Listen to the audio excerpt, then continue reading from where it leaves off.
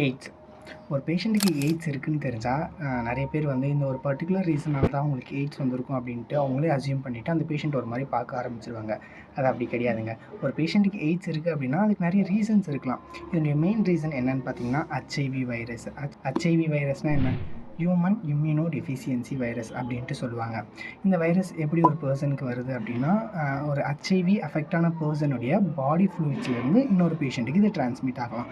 Body fluids means either it is a blood or breast milk, anal fluid, vaginal fluid, rectal fluid, இந்த மாதிரியான ஒரு பாடி ஃப்ளூயிடில் இருந்து ஒரு அஃபெக்டான பர்சன்கிட்ட இருந்து அஃபெக்ட் ஆகாத பர்சனுக்கு இது டிரான்ஸ்மிட் ஆகலாம். இது எப்போல்லாம் டிரான்ஸ்மிட் ஆகும்?